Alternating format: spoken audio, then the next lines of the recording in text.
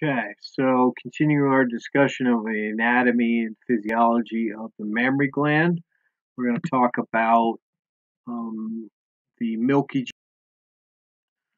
So, you may have seen this diagram before, and I use it a lot in my classes. For milk ejection reflex, we stimulate the udder. We have a nervous impulse going through the spinal cord, gets to the brain, translates the signal to the posterior pituitary, releases oxytocin, a hormone. The oxytocin is going to go to the heart, to the lungs, back to the heart, and then through the body. Hopefully some of it gets to the mammary gland, and we initiate the milk ejection reflex. So we've got the nervous part going this way, and then the hormonal part or blood part coming this way. The nervous component, the signal from sensing to the brain, we're talking milliseconds. So the nervous system is very much the fast part of this reflex. The hormonal or blood part is the rate limiting step. How long does it take the oxytocin to get from the posterior pituitary to the mammary gland to the alveolus to begin the contraction of those individual alveoli to let down the milk?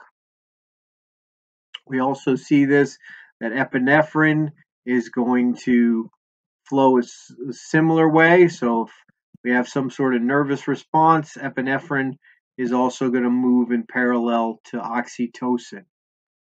And we have epinephrine interfering with oxytocin in two ways, and we'll talk about that in a minute. So here's a schematic without the body parts. Nervous pathway, milliseconds, hypothalamus stimulates the posterior pituitary gland, oxytocin. It's going to take us to the alveoli there.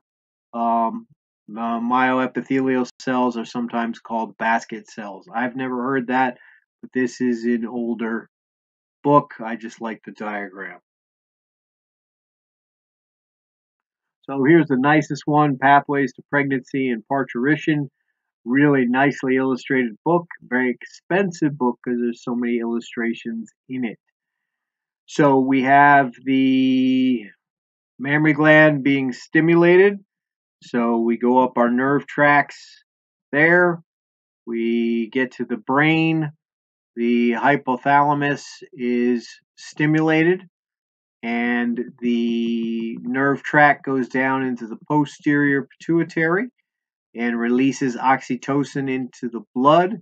The oxytocin is going to work its way down into the udder, going through the heart, the lungs, back to the heart, and down into the mammary gland. So we think about that as taking the bulk of the time of our milk ejection reflex. This is where that 1 to 2 minutes comes from. The time it takes from the oxytocin secreted in the portal system of the posterior pituitary, go to the heart, to the lungs, and then to the mammary gland. So we have the structure of our mammary gland here, the lobes containing the individual alveoli in there, and the duct system that's going to take the milk down to the gland cistern, the teat cistern, and then eventually out. So we have oxytocin reaching the alveoli. We have milk secretion by the cells on the inside here. And then we have the muscle or myoepithelial cells, which are smooth muscle, that are going to respond to the oxytocin. How that actually happens, we're not really sure, but it must trigger something to make these myoepithelial cells get shorter. The spider-like configuration is going to contract the alveolus, force the milk down the duct system, and then out of the ducts down to the teat cistern, land cistern, moving through. Because there's no air pocket up here, that's the only way we can get out is to squeeze these balls and force the milk down the track, down the duct system and out of the cow. So we can see here arterial blood comes in. It's going to bathe the outside of the myoepithelial. The oxytocin is going to get transferred from the blood supply to the myoepithelial cells that basically surround the alveolus. As those muscle cells contract, they'll get shorter. They will put the squeeze on the alveolus and then make this smaller, forcing the milk down through and into the duct system and down the track. So lots of different alveoli here, all collecting into a common duct. We squeeze all those individual alveoli and force that milk from here down into the cisterns lower. So one of the things there's two ways that epinephrine can interfere with the oxytocin response. Oxytocin is going to come in and make the transition over to the blood cells. There is assumption that there's an interference in order for the myoepithelial cells, this muscle cell, to recognize oxytocin. There is a receptor. It's thought that the epinephrine and the oxytocin compete for a receptor.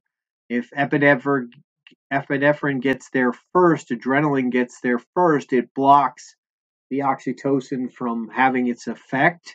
It's also, epinephrine will reduce blood flow to the skin. As we said in the anatomical section, the skin is pretty much the origin of the mammary gland. So if an animal is under stress, we reduce the blood flow to the skin, which is why when we're under stress, our skin feels cold and clammy because we don't have the blood flow anymore.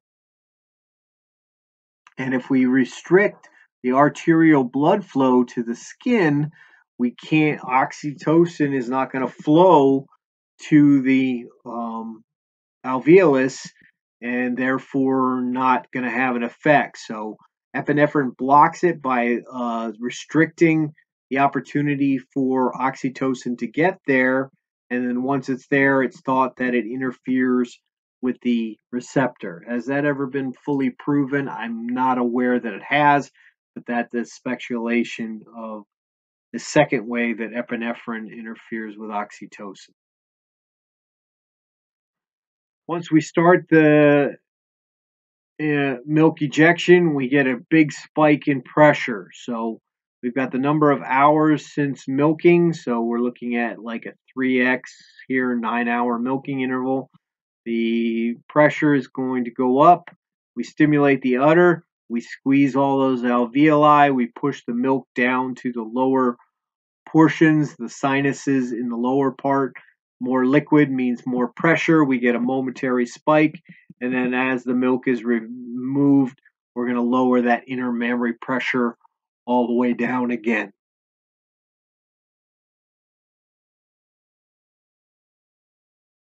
We can look at some of the things that are stress hormones. Adrenaline and noradrenaline will affect. So intravenous injection to adrenaline, noradrenaline. These are from the adrenal glands in response to stress. So increased action, no action, negative means decreased. So you're going to have one is going to increase the heart rate, one's going to affect it. Minute volume, how much heart pumps out, it's going to increase, no effect.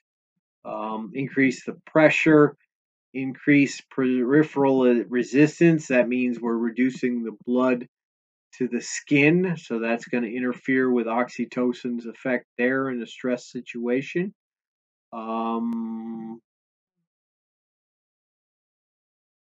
I guess those are all that's related to the mammary glands. So we're going to have that peripheral resistance that's going to interfere with the flow of blood to the skin.